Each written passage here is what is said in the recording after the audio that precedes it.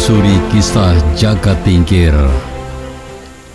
Dalam tradisi Jawa, Joko Tingkir atau Mas Karebet atau ejaan Cina Peng King Kang adalah pendiri sekaligus raja pertama kerajaan Pajang yang memerintah tahun 1549 sampai 1582 dengan nama Sultan Hadiwijaya.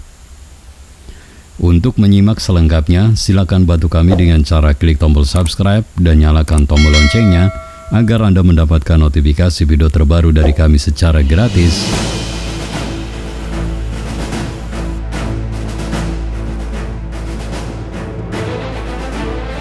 Untuk menghasilkan suara yang lebih jernih, silakan gunakan headset Anda.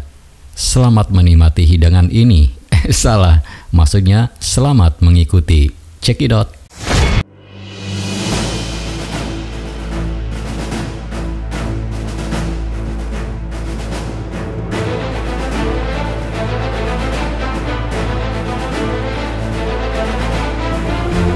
Batur sedulur sekampung, sah dan dikisahkan bahwa Ki Ageng Pengging alias Ki Kebo Kenanga adalah putra dari Ki Ageng Pengging Sepuh, keturunan Pangeran Handayan Ningrat dengan Ratu Pembanyun, putri sulung Raja Brawijaya Pungkas.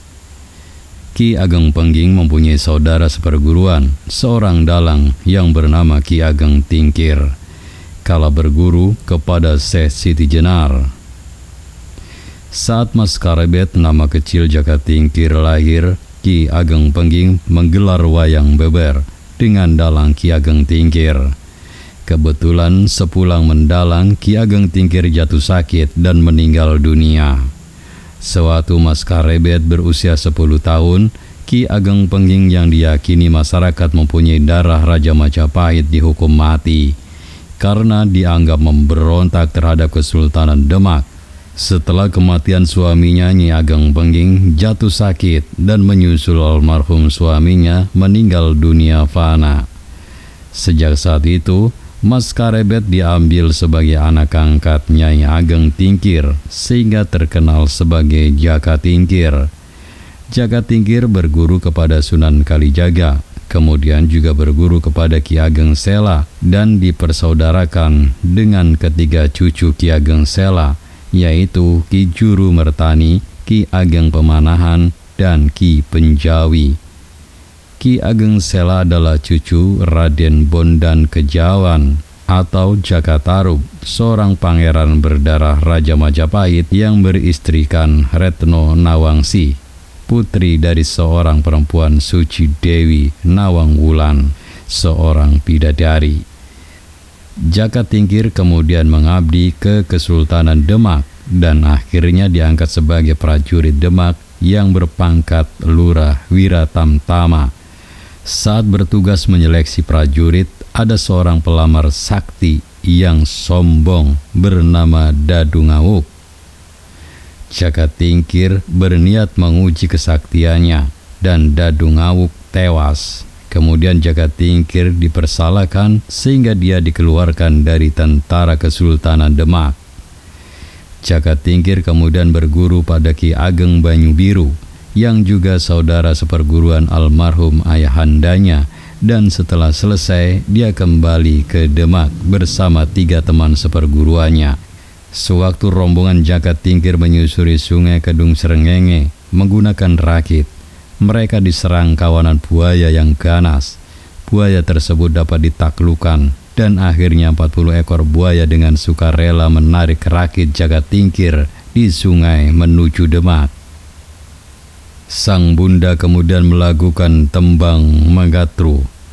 Sigra milir sanggetek sinangga bajul, kawan dasa kang jagani ingarasa wiwa ing pungkur. Saat itu Sultan Trenggono sedang bercengkrama dengan keluarganya di Gunung Prawoto dan seekor kerbau gila mengamuk dan menyerang pesanggrahan sang sultan. Kemudian prajurit tidak bisa mengendalikan dan datanglah Jaka Tingkir menaklukkan sang kerbau. Atas jasa tersebut, Jaka Tingkir diangkat kembali sebagai prajurit dengan pangkat Lurah Wiratamtama. Bahkan akhirnya Jaka Tingkir dinaikkan dengan putri sang sultan dan dijadikan Adipati Pajang dengan gelar Pangeran Hadiwijaya. Kebo Edan hanyalah sebuah kiasan pada waktu itu. Ada rumor bahwa kerbau tersebut adalah lambang dari pemberontakan masyarakat Tani yang mungkin direkayasa oleh Jagat Tingkir sendiri. Bagaimanapun, Jagat Tingkir nyata-nyata menyelamatkan Sultan bersama keluarganya sehingga layak diberi penghargaan.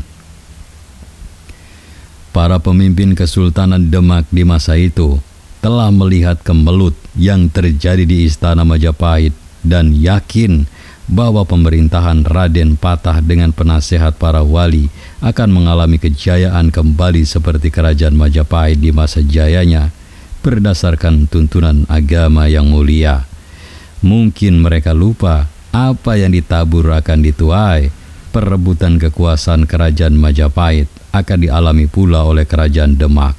Kerajaan Majapahit mampu bertahan selama 4 abad, akan tetapi kerajaan Demak hanya beberapa generasi saja. Raden Patah digantikan oleh Pati Unus, menantu Raden Patah yang meninggal sewaktu menyerang Malaka dan terkenal dengan sebutan Pangeran Sabranglor. Pangeran yang menyeberangi laut ke utara, putra Raden Patah. Pangeran Bagus Surawiyata dibunuh oleh Sunan Prawata, putra Trenggana. Trenggana, adik Pangeran Bagus Surawiyata, kemudian menjadi Sultan Demak. Pangeran Bagus Surawiyata sering disebut dengan sebutan Pangeran Sekar Sedalepen, pangeran yang meninggal di kali. Sejak meninggalnya Sultan Trenggono di Panarukan, Arya Penangsang sebagai putra Pangeran Bagus Surawiyata merasa berhak mewarisi tahta, apalagi dia telah diangkat anak oleh Sunan Kudus, sang hakim agung kerajaan, dan sudah menjadi adipati di Jipang Panolan. Bagaimanapun semua keputusan harus mendapatkan kesepakatan dari para wali. Meninggalnya Sultan Trenggono memang membuat kemelut Istana Demak memuncak. Ada perbedaan pendapat di antara para wali. Pendapat Sunan Kalijaga adalah Hadiwijaya, Adipati Pajang, menantu Sultan Trenggono yang pantas menggantikan sebagai raja. Alasannya, meski bukan keturunan langsung Raden Patah, tetapi masih mempunyai darah Raja Majapahit. Sunan Kalijaga mengingatkan bahwa para wali pernah mengangkat Pati Unus, menantu Raden Patah, sebagai Sultan Demak. Padahal Pati Unus tidak memiliki darah Raja Majapahit. Sunan Kudus berpendapat bahwa Arya Penangsang, Adipati Jipang Panolan, putra Pangeran Bagus Surawiyata yang terbunuh, yang berhak sebagai Sultan Demak. Sunan Kudus meyakinkan bahwa Arya Penangsang memiliki kemampuan dalam tata negara dan merupakan pemimpin yang karismatik. Sedangkan Sunan Giri berpendapat bahwa Pangeran Bagus Mukmin atau Sunan Prawata, putra Sultan Trenggono, yang berhak menjadi sultan. Alasannya adalah sesuai adat dan hukum. Akhirnya Sunan Prawata diangkat sebagai sultan oleh para wali. Sunan Prawata akhirnya terbunuh dalam kemelut di Demak. Putri Sultan Trenggono, Ratu Kalinyamat beserta suaminya, Pangeran Hadiri, datang menghadap Sunan Kudus untuk meminta keadilan atas kematian kakaknya yang dibunuh orang kepercayaan Arya Penangsang. Sunan Kudus menjelaskan bahwa Sunan Prawata terbunuh akibat karma, hukum sebab akibat. Sunan Kudus berusaha agar suasana yang penuh ketegangan dapat mereda. Akan tetapi sepulang dari menghadap Sunan Kudus, mereka dicegat pasukan Arya Penangsang dan Pangeran Hadiri terbunuh. Ratu Kaliamat amat marah dan mengatakan bahwa administrasi kerajaan dipindah ke Pajang, di mana adik iparnya menjadi adipati di sana. Dia ingin menjauhkan peran para wali di daerah pesisir terhadap pemerintah dan kemudian bertapa telanjang di Gunung Danaraja dan tidak akan berpakaian sebelum Arya Penangsang mati. Demak dinyatakan sudah kehilangan wahyu keraton dan berdirilah kerajaan baru. Kesultanan Pajang di bawah Sultan Hadiwijaya atau Jaka Tingkir berdiri tahun 1530 tanpa ada pesta pelantikan. Bahkan menurut kisah turun-temurun masyarakat di sekitar wilayah Pajang, Raja Hadiwijaya tidak dilantik oleh para wali, kecuali dihadiri oleh Sunan Kalijaga dengan kapasitas sebagai seorang guru Jaka Tingkir. Setelah itu, tidak ada lagi wali sebagai pengambil keputusan bidang pemerintahan. Wallahu a'lam. Batur sedulur sekambung, demikian kisah tentang Joko Tingkir. Saya yakin Anda memiliki pendapat yang berbeda. Oleh karena itu, jika ada perbedaan atau ingin melengkapi, silakan tulis di kolom komentar dengan bijak. Terima kasih telah menyimak video ini sampai selesai. Jangan lupa bantu kami dengan cara klik tombol subscribe, like, komen, dan share sebanyak-banyaknya.